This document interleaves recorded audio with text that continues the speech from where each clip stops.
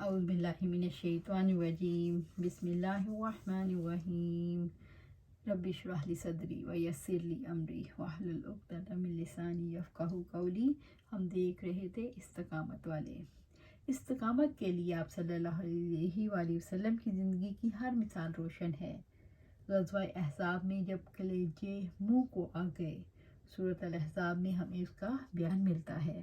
اے لوگو جو ایمان لائے ہو، اپنے اوپر اللہ تعالیٰ کی نعمت کو یاد کرو جب تم پر فوجیں چڑھ آئیں، چنانچہ ہم نے ان پر آندھی بھیج دی اور ایسے لشکر جنہیں تم نے نہیں دیکھا، اور جو کچھ تم کر رہے ہو اللہ تعالیٰ اسے ہمیشہ سے خوب دیکھنے والا ہے۔ جب وہ تمہارے اوپر سے تم پر چڑھ آئے اور تمہارے نیچے سے بھی، اور جب آنکھیں پھر گئیں، جب دل حلق تک پہنچ گئے اور تم اللہ تعالیٰ کے بارے میں طرح طرح کے گمان کرنے لگے۔ اتنی زیادہ شدت تھی کہ پورا عرب چڑھ دوڑا تھا۔ ہاں، اس وقت اللہ تعالیٰ نے اپنے لشکر سے مدد کی۔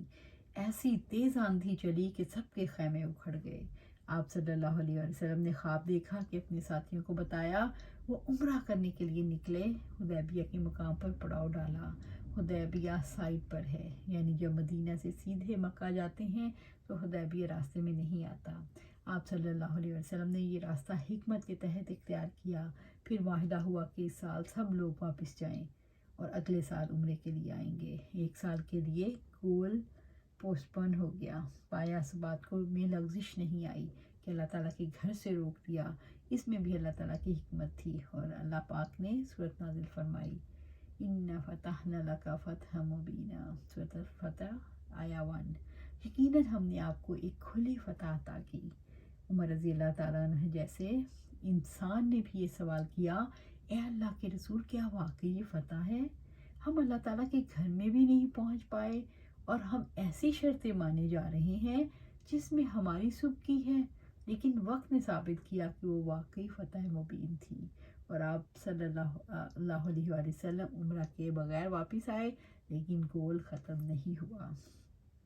کبھی ایسا ہوتا ہے کہ وقتی طور پر پیچھے ہٹنا پڑتا ہے۔ پیچھے ہٹنے والے کے دل کے اندر اگلے سال کی امید پوری طرح روشن ہے، امید کا دیا جلا ہوا ہے۔ بہت سارے صحابہ کے قدم بوجھل ہو گئے، حتیٰ کہ آپ صلی اللہ علیہ وآلہ وسلم نے انہیں کہا کہ واپس جانا ہے، سر منڈوا لو، جانور قربان کر دو اور احرام کھول دو۔ سب سن تھے، سناٹے میں تھے، کسی نے جنبش نہیں کی۔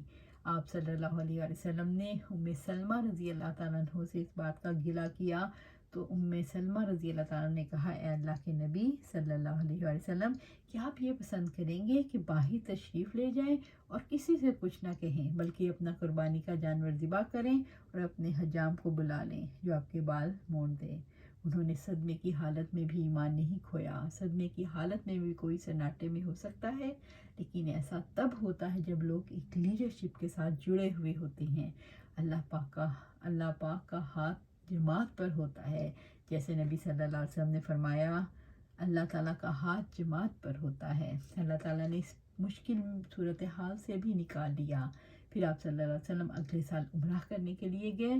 پھر آپ نے 8 ہجری میں، یعنی اس سے اگلے سال فتح مکہ کیا، الحمدللہ۔ جب آپ فتح مکہ کے لیے نکلے تو آپ بہت پرجوش تھے، پرجوش نہیں تھے۔ جب کسی کا مشن مکمل ہونے کا آتا ہے تو جوش ٹھہرنے نہیں دیتی، جوش یا ایکسائٹمنٹ ٹھہرنے نہیں دیتی۔ آپ صلی اللہ علیہ وسلم کا سر جھکا ہوا تھا اور آنکھوں سے آنسو بہہ رہے تھے۔ آپ صلی اللہ علیہ وسلم کی زبان پر یہ الفاظ تھے، آج تم پر کوئی ملامت نہیں، اور آپ اعلان کرتے جا رہے تھے، جو کوئی ابو سفیان کے گھر میں پناہ لے اس کو پناہ ہے، اور آپ نے اپنے دشمنوں کے گھر کو پناہ گاہ بنا دیا۔ پھر غزوہ تبوک ہوا، اور آپ کی زندگی کے اختتام پر بھی آپ کو اپنا مشن نہیں بھولا۔ علی بن ابی طالب رضی اللہ تعالیٰ عنہ سے روایت ہے کہ آپ صلی اللہ علیہ وسلم کا آخری کلام یہ تھا، نماز اور تمہارے غلام، نماز اور تمہارے غلام۔ رب سے جوڑنے والی چیز نماز۔ پھر آپ صلی اللہ علیہ وسلم نے 2 کمزور لوگوں کے حق کے لیے تلقین کی، عورت اور غلام۔ انہی کو وہی کھلانا جو خود کھاتے ہو، وہی پہنانا جو خود پہنتے ہو۔ اتنا واضح نقطہ نظر، کلیئر ویژن، اپنے مقصد، اپنے مشن سے اتنی محبت اس لیے تھی کہ اللہ تعالیٰ کو اپنا رب بنایا ہوا تھا۔ ہاں وہ رب کریم ہے، اس نے ہماری نماز کی ہر رکعت میں استقامت کی دعا رکھ دی ہے۔ ایاک نعبد و ایاک نستعین اہدنا الصراط المستقیم، ہم صرف تیری عبادت کرتے ہیں اور صرف تجھی سے مدد مانگتے ہیں، ہمیں سیدھے راستے پر چلا دے۔ یہ دعا استقامت ہے۔ صراط مستقیم استقامت کا راستہ، سیدھا راستہ ہے۔ ہر رکعت میں آپ دعا کرتے ہیں، شعور سے دعا کریں، انشاءاللہ اللہ تعالیٰ مدد فرمائیں گے۔ استقامت کی ایک اور دعا جو نبی صلی اللہ علیہ وسلم مانگا کرتے تھے، عائشہ رضی اللہ تعالیٰ عنہ سے روایت ہے کہ آپ صلی اللہ علیہ وآلہ وسلم اکثر اوقات یہ فرمایا کرتے تھے، یا مقلب القلوب ثبت قلبی علی دینک، اے دلوں کو پھیرنے والے میرے دل کو اپنے دین پر جما دے۔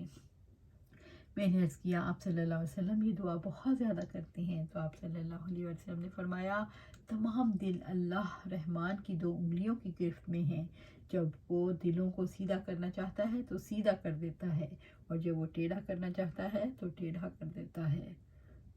تو استقامت در حقیقت ثابت قدمی ہی کا نام ہے۔ اللہ تعالیٰ کے احکامات پر چلتے ہوئے بعض اوقات زندگی میں انسان کے قدم لڑکھڑا جاتے ہیں، جب بندے کو معاشرتی رسم و رواج کے سامنے سرنڈر کرنے کو کہا جاتا ہے، اور ایسا نہ کرنے پر معاشرتی بائیکاٹ کی دھمکیاں دی جاتی ہیں، یا دنیا کے کاموں میں مشغولیت اللہ تعالیٰ کی یاد سے غافل ہونے کا سبب بنتی ہے، تو بندے کے اندر سستی اور ڈھیلا پن آ جاتا ہے۔ ایسے میں رب العزت سے مدد مانگنے کی اور ایسی ہستیوں سے سبق حاصل کرنے کی ضرورت ہوتی ہے جن کی زندگیاں ہمارے لیے مثال ہیں۔ استقامت کا وہ موقع جس کا سامنا اولو العزم پیغمبروں کو کرنا پڑا، دین کے راستے میں آنے والی سختیوں کے مقابلے میں اہل ایمان کو استقامت کا حکم دیا گیا۔ رب العزت نے فرمایا چنانچہ آپ ثابت قدم رہیں جیسا کہ آپ کو حکم دیا گیا ہے، اور وہ بھی جنہوں نے آپ کے ساتھ توبہ کی ہے، اور حد سے نہ بڑھو، جو کچھ تم کرتے ہو یقیناً اسے وہ خوب دیکھنے والا ہے۔ آپ صلی اللہ علیہ وسلم نے مجھے اسلام میں ایک ایسی بات بتا دیجئے، یعنی کسی صحابی نے پوچھا کہ مجھے ایسی بات بتا دیجئے کہ میں پھر اس کو آپ صلی اللہ علیہ وسلم کے بعد کرتا رہوں، آپ صلی اللہ علیہ وسلم یعنی اس کے بعد کروں اور پھر کسی سے نہ پوچھوں۔ تو آپ صلی اللہ علیہ وسلم نے فرمایا اللہ تعالیٰ پر ایمان لایا پھر اس پر قائم رہو، کہ کہہ دو کہ میں اللہ تعالیٰ پر ایمان لایا پھر اس پر قائم رہو۔ رب العزت کا فرمان ہے، یا تم نے گمان کر رکھا ہے کہ تم جنت میں داخل ہو جاؤ گے، حالانکہ ابھی تم پر ان لوگوں جیسے حالات نہیں آئے جو تم سے پہلے گزر چکے، ان کو تنگ دستی تکلیف پہنچی اور بری طرح ہلا دیے گئے، یہاں تک کہ رسول بھی اور وہ لوگ جو اس کے ساتھ ایمان لائے کہہ اٹھے اللہ تعالیٰ کی مدد کب ہوگی، سن لو یقیناً اللہ تعالیٰ کی مدد قریب ہی ہے۔